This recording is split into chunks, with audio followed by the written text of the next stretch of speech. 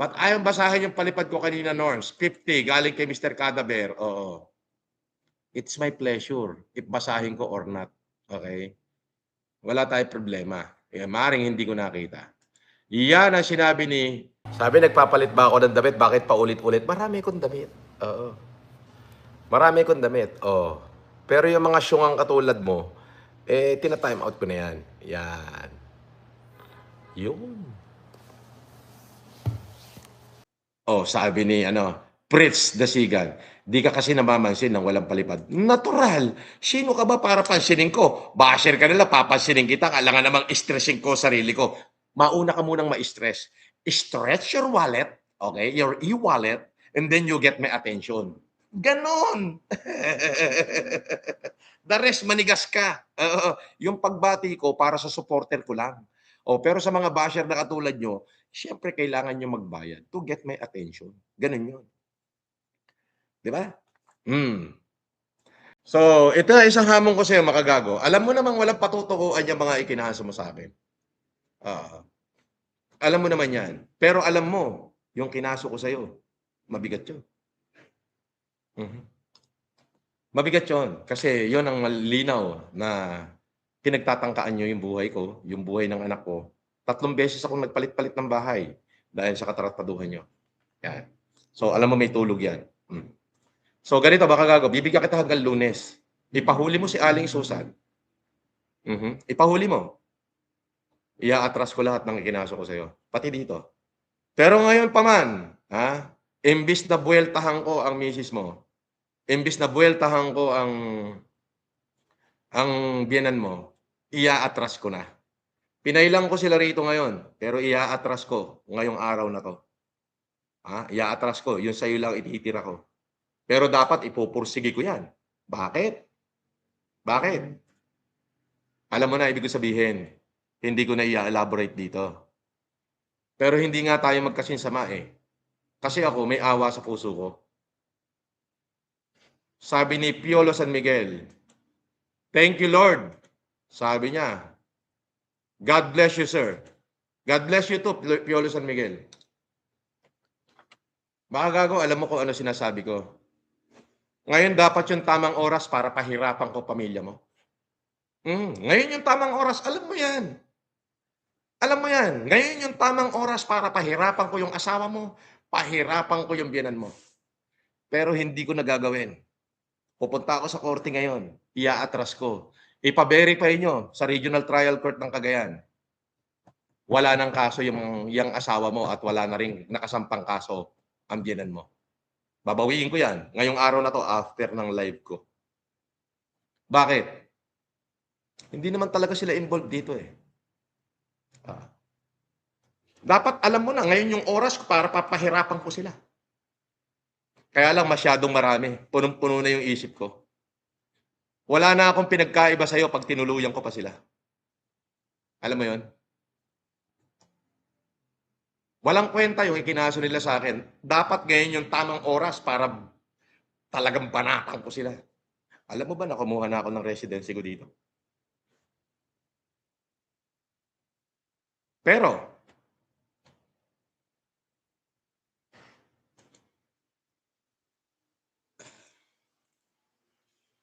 hindi ko sila idadamay. Hindi na. Napag-isip-isip ko lang. Na sila din ay kabahagi ng tinatawag na Pilipino. Pilipino na minahal ko nung panahon ng pandemic. So, maaaring... Nung nag-fusion, sabi ng editor ko, boss, ang hirap eh. Ang hirap i-fusion, boss eh.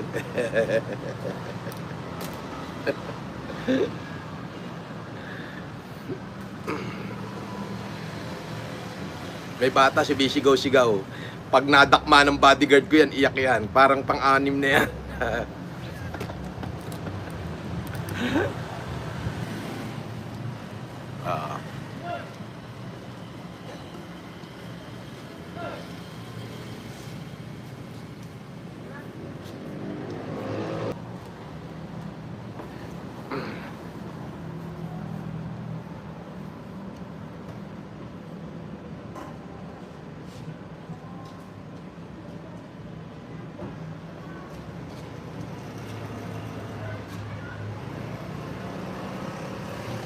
Akala ko minadakma yung mga tao ko, hindi pala. Matandang babae pala yung bumababa.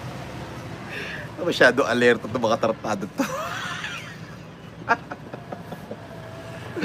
Akala ko may dinakma yung mga tauhan ko. Hindi, meron kasi baka siyempre mga follower nila. Meron po naman akong lupaing konti dito na siguro mga ang total ay mga mahigit 100 paho na ektarya. May tanim na mangga, may basaw, alam mo yung basaw, yung parang fish pond. Merong may hito, merong may tilapia, may tanim na saging, may tanim na kamuting kahoy, may tanim na kanin na bigas, may tanim na mais.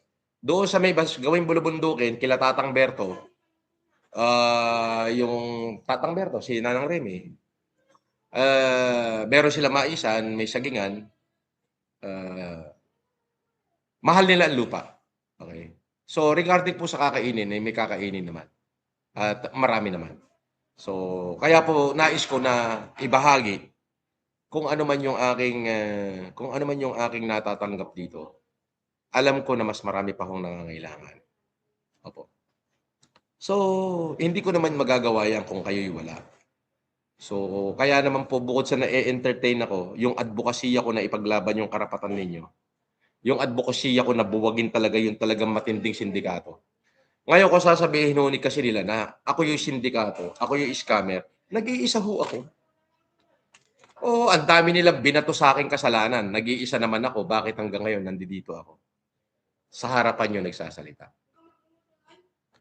Sila ho talagang kompleto sila ng mechanic. Kompleto sila ng troll, mga henyo sa computer. Oo. Ang talagang napapaniwala ng mga 'yan, ang napapaniwala nila ay yung mga Gen Alpha, Gen Beta, yung mga ipinanganak ng 2010, ipinanganak ng 2010, 'yan ang napapaniwala nila. Ibig sabihin, nung 2020, 10 taon pa lang. Pero ngayon, marunong nang humawak ng cellphone. Yun lang ang napapaniwala nila. Yes. So, ginagamit nilang kasangkapan yung mga minor de edad na mga marurunong sa computer para i-bash ako, i-bash yung tao na tinulungan natin, gano'n sila kawalang ya. Oo, tapos halimbawa, katulad niyan may pagkakamali sila, ayaw nilang ma-expose sila, hindi naman nila kayang tirahin yung YouTube, binanatan nila yung Facebook ko. Hindi rin nila kayang tirahin yung TikTok, binanatan nila yung Facebook ko. Yun lang yun. So, ganyan sila kawawalang ya.